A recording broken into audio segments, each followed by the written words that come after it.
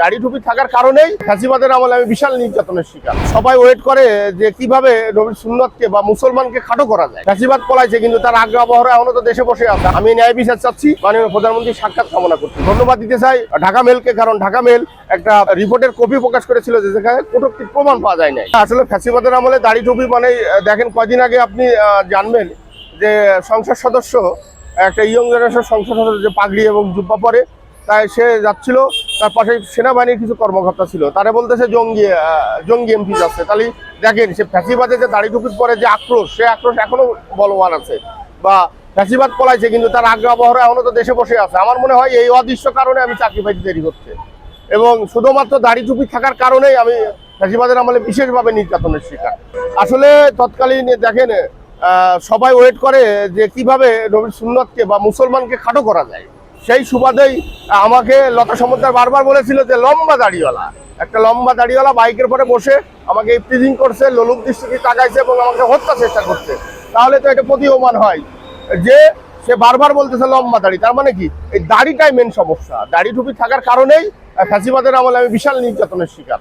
এবং আজকে আমি অনেক যে ছাত্র আন্দোলনের ফলে অনেকে আছে জাতীয় সংসদে হয়েছে, কিন্তু ফ্যাসিবাদের আমলে আমার সাথে যে বৈষম্যটা হয়েছে সেটা হলো ইন্টারন্যাশনাল ব্যাপী, সবাই জানে। কিন্তু তারপরেও কেন আমি পাচ্ছি না। আমি হাসান ভাইয়ের দৃষ্টি আকর্ষণ করব, তারপরে বিরোধী দলের চিফ হুইপের দৃষ্টি আকর্ষণ করব যে আপনারা যখন ফ্যাসিবাদের মাধ্যমে বৈষম্য আন্দোলনের ফলে যখন এমপি সদস্য, তাহলে আমার সাথে যে বৈষম্যটা হলো এর বিচার আপনি কেন পাচ্ছি না। আমি অবশ্যই মাননীয় প্রধানমন্ত্রীর দৃষ্টি আকর্ষণ করতেছি, স্বরাষ্ট্রমন্ত্রীর দৃষ্টি আকর্ষণ করতেছি। সেই সাথে আরেকটা বিষয় হলো তদন্ত কর্মকর্তা, যেটা বর্তমানে মামলা করার পরবর্তীতে যেটা তদন্ত করে শেরেবাংলা নগর রিপোর্ট, সে কি লতা সমদ্দারের কাছ থেকে বা বিভিন্ন একটা যারা তো অর্থবিত্তর মালিক তাদের কাছ থেকে কোনো বিশেষ কোনো সুবিধা নিয়ে এটারে বিলম্ব করতেছে কিনা, এটা প্রশ্ন। আরেকটা বিষয় সেটা হলো আপনারা জানেন যে তৎকালীন আমার 1 মাসের একটা বেবি ছিল।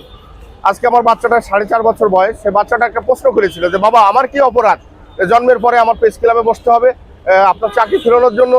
এই যে প্রশ্নটা করেছে, এই প্রশ্নটার উত্তর আমি মাননীয় প্রধানমন্ত্রীর কাছ থেকে চাইতেছি, মাননীয় স্বরাষ্ট্রমন্ত্রীর কাছে চাইতেছি এবং বাংলাদেশের সকল বিবেকবান জাতির কাছে চাইতেছি। এবং আমি প্রেস ক্লাব অবস্থান কর্মসূচির মাধ্যমে এক গ্রুপ যারা ফ্যাসিবাদের উলামা লীগের সদস্য, তারা আমাকে নিয়ে বিভিন্ন প্রকার অনৈতিক পোস্ট করতেছে এবং বিব্রতকর কথাবার্তা বলতে, সেটা আসলে দুঃখজনক। তার মানে একটা জিনিসই বোঝা যাচ্ছে যে ফ্যাসিবাদ পালাইছে, কিছু অফিসার পালাইছে, কিন্তু ফ্যাসিবাদের দোষর এখনো সপদে বহল আছে, যার জন্য আমি মনে হয় যে আমার চাকরিটা পাইতে দেরি হচ্ছে। আসলে আমার মূলত চাওয়ার উদ্দেশ্য হলো যে আমি মানবতার জীবনযাপন করতেছি।